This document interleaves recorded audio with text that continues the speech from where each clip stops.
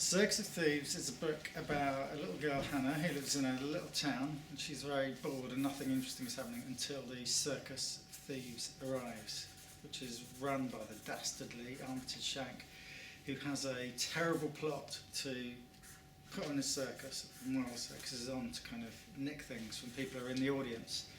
But Hannah makes friends with the boy Billy from the circus. He doesn't want to be part of the thieving circus, he wants to be different. And Hannah and Billy hatch a plot together to foil Armitage Shank's dastardly plan. The thing that really got me started was Mr. Gum, actually. I was reading Mr. Gum to my son, who's 9 at the time, and was reading it to him at bedtime. And I just read him one of the sort of funny jokes in that book, and he laughed and laughed and laughed really loud. And there's no sound more beautiful than the sound of your children laughing. That sounds terribly kitsch, doesn't it? But it is true. And I've been mulling over the idea of writing a book like this for a long time. And that was the sort of tipping point. That was the moment when I thought, okay, I've got to stop daydreaming about this, stop twiddling my thumbs.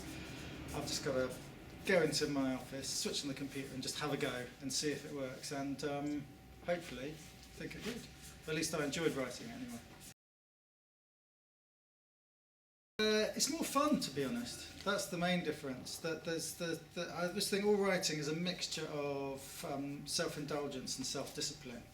And if it's all self-indulgence, then it's not going to work. And if it's all self-discipline, then it's not going to be entertaining. But writing for kids as opposed to adults, it leans much more towards self-indulgence. Especially a book like this.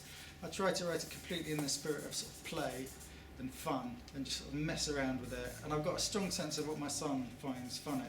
And I think a few years ago I wouldn't have been able to write this book because I wasn't in tune with the sense of humour of that age group. But I've got a very clear idea of what he finds funny, and it's weirdly not that far from what I find funny, actually. Maybe I'm unusually immature, but I just felt like I had a strong sense of what I wanted the humour to feel like, and it just sort of flowed, actually. It was just fun. I think the most fun characters in all things are often the baddies. So I think I'm going to have to say Armitage, because he's the baddest of all the baddies, so that he was the one that was most fun to write. Well, unfortunately I don't have any physical skills that anyone in their right mind would pay to see. So I think I would have to be a clown and hope that I could fall over in a way that was vaguely entertaining. That would have to be my best hope. But I don't think any decent circus would employ me. Well, just two things actually. One is read, and the other is write. Simple as that. I think if you don't read, you'll never write, and if you don't write, you'll never write. And you can fantasize about it and worry about what to do, but actually you just got to sit down at a computer or with a pen and just write whatever comes into your head. And if you enjoy it, then carry on and keep going. Don't worry about the end product. Don't worry even about showing it to anyone.